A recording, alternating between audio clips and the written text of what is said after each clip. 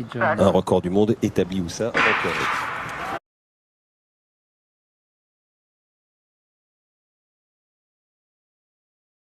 I was laughing when I killed my mother.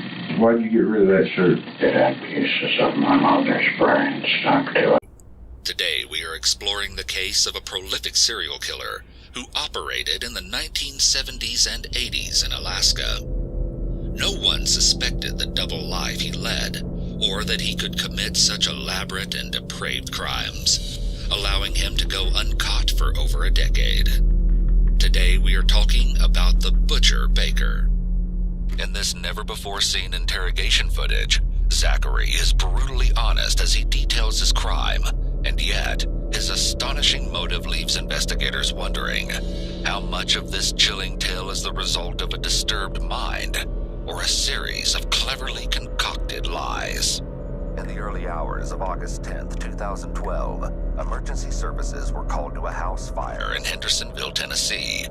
Inside the burning home, firefighters discovered the body of Melanie Davis lying on her bed, covered in blood and brutally disfigured. The single mom of two teenage boys worked as a paralegal and trained as a triathlete.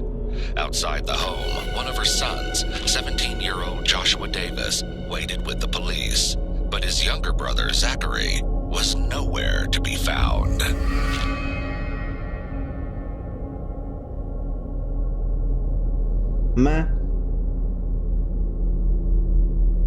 One of the obvious unusual characteristics about Zachary is his lack of expression of emotion, or emotional detachment.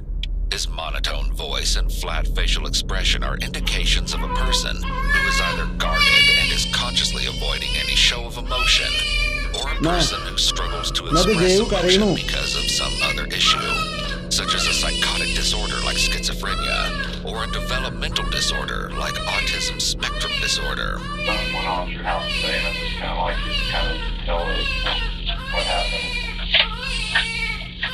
I killed my mom and she went from this function. Is there a reason why you did that? Yes.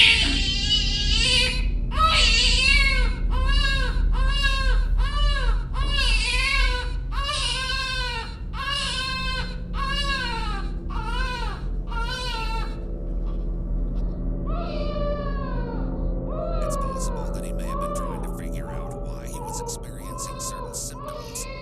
Although Zachary may have some sort of severe mental illness, maybe even psychosis.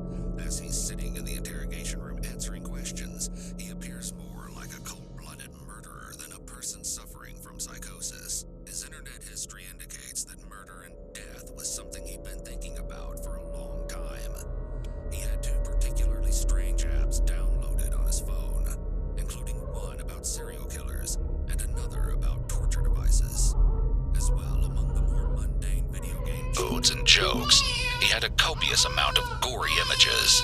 Zachary had also bookmarked a few bizarre websites, including articles about the murder of Junko Furuta, Catherine Murch, who took her own life after killing her kids, the Louisville chainsaw murder, a cult leader on trial in Ohio for killing a family of 5, and an X-Acto knife double homicide. തിന്നാൻ വല്ലതും ഉണ്ടോ?